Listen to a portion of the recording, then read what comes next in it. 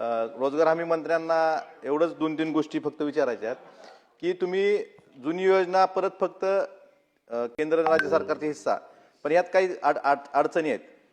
पंचायत, नगरपंचायत, नगरपालिका क्षेत्रात स्वशेतकरी असतात. त्या शेतकऱ्यांना वैयक्तिक लाभासह योजना मिळत नाहीत. उदाहरण देतो, मागच्या वर्षी अतिवृष्टी झाली, ज्या विहिरीत गाळ गेला त्यांना रोजगार हमीतनं आपण त्यांना 30,000 रुपये अनुदान जाहीर केलं, पण त्याला आठ होती की पंचायत समितीत जायचं. आता नगरपंचायत, नगरपालिका किंवा नगर परिषद या क्षेत्रात जे शेतकरी असतात त्यांना शेतरस्ते मिळत नाहीत, त्यांना वैयक्तिक लाभाच्या योजना मिळत नाहीत, त्यांना फळबाग लागवड योजना रोजगार हमीतून मिळत नाही. ह्या शेतकऱ्यांचा समावेश आहे का कायद्यात? आणि दुसरं, तुम्ही 3 ऑक्टोबर 24ला त्यावेळेस भूमनिर्वाह मंत्री होते, जसं निवडणुकीपूर्वी बऱ्याच योजना जाहीर केल्या, तर बऱ्याच घोषणा केल्या होत्या. तसंच ग्राम रोजगार सेवकांना त्यांनी मानधन आणि प्रवास भत्ता जाहीर केला होता. तो लागू करणार का? का त्यांना फक्त आपण GR काढला आपल्या विभागानं, परंतु त्याची अंमलबजावणी नाही?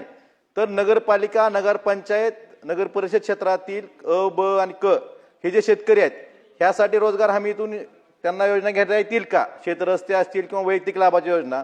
आणि जो तुम्ही 3 ऑक्टोबर 24ला ग्राम रोजगार सेवकाचा मानधनाचा जो शासन निर्णय काढला होता, त्याची अंमलबजावणी होणार का, याचं स्पष्टीकरण द्यावं. आणि मंत्री कैलास पाटीलने जे सांगितलेले ती वस्तुस्थिती आहे. आणि निश्चितच ज्या ग्रामपंचायतीच्या नगरपंचायती झालेल्या आहेत आणि अबकडे जे मगाशी आपण सांगितलेले आहेत, निश्चितच हा पूर्ण महाराष्ट्राचा विचार आहे आणि ते करतोय आम्ही. कारण पूर्वी शेतकरी कुटुंबातल्या ज्या ग्रामपंचायती होत्या त्या आता नगरपंचायत झाल्या आहेत, त्यांना आम्ही समाविष्ट करतोय. आणि ज्या अबकडमध्ये जे शेतकऱ्यांचे जे काही शेती आहेत किंवा जे आहेत जे ह्या लागू आहे, आम्ही त्यांनाही करणार आहोत. त्याच्यामुळे अत्यंत पारदर्शकपणा याच्यामध्ये आम्ही आणतोय. उद्या ही योजना आम्ही लागू करतोय आणि परवाच्याला त्याचा ग्राम रोजगारच्या बघायला सांगितलं अत्यंत योग्य आहे. आत्ताच 8 दिवसापूर्वी बावनकुळे साहेब आम्हाला मुख्यमंत्र्यांनी मीटिंग घ्यायला लावली, आम्ही घेतली.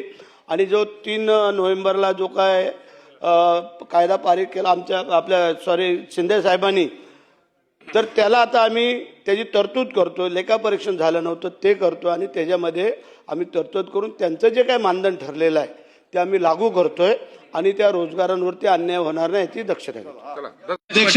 अध्यक्ष महोदय, आता मंत्री महोदयाने सांगितलं की ज्यांचे पैसे पेंडिंग आहेत आम्ही त्यांना सगळ्यांना देऊ.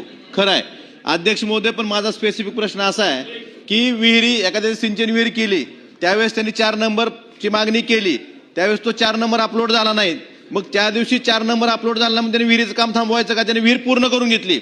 आता जी मध्ये 2 वेळा परत फोटो काढा म्हणतात. मग आता त्यांनी परत मजूर उभं करायचे का तिथं? जी कामं पूर्ण झालीत त्यांना या अटीतून वगळणार का तुम्ही?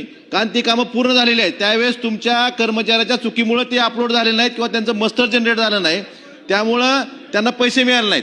हा मूळ प्रश्न आहे की त्या लोकांची कामं पूर्ण झाले, त्यांना 2 वेळा फोटो काढण्यापासून तुम्ही वगळणार का? आणि दुसरा महत्वाचा प्रश्न, FTO जे करतात कुशलचे, सध्या रोजगार हमी खातं फक्त सार्वजनिक कामं म्हणजे जिथं रस्त्याची कामं आहेत यावरच काम करतं. फक्त वैयक्तिक लाभाच्या ज्या योजना आहेत म्हणजे शेतकऱ्यांच्या विहिरी असतील, फळबागा असतील, घरकुलाची योजना असतील, यासाठी कुणीही कुशलची मागणीच करत नाहीत. हे FTO जात नाहीत त्यात. त्यामुळे 2-2, 4-4 वर्ष पैसे मिळत नाहीत. त्यामुळे आधी कुशलचे पैसे आधी वैयक्तिक कामाचे पूर्ण द्यावेत, 100% राज्याचे संपूर्ण द्यावेत आणि मग सार्वजनिक कामाचे द्यावेत. यासाठी मंत्री महोदयांनी स्पष्टता द्यावी. चला मंत्री महोदय बोलणार सर त्यानंतर. पाटील, आपण सांगितलं ते बरोबर आहे, परंतु आम्ही काल ह्याच्यावरती मी सांगितलं मगाशी साधक बाधक चर्चा त्यांचं केलेली आहे. आणि ह्या जे का आता VBG रामजीमध्ये 2025च्या या नव्या योजनेमध्ये ही जी मागील कामं आहेत ते आम्ही वर्ग करून घेतोय आणि कोणावरतीही हो ते पण आम्ही कमी करायचं ठरवलेलं आहे. तुमचं म्हणणं बरोबर आहे, कारण आम्हालाही ती कल्पना आहे. काही ग्रामीण भागात, डोंगर भागामध्ये तर तिथं हे नसतं, त्याच्यामुळे काय करणार? ह्या सगळ्या गोष्टीचा विचार करून आम्ही योग्य मार्ग काढतोय. कारण एक गरीब कष्टकरी शेतकऱ्यांची योजना आहे, त्यासाठी आम्ही ते करतो आणि तुम्हाला सगळ्यांना न्याय देतो. काळजी करायचं कारण. चला बोलणार सर.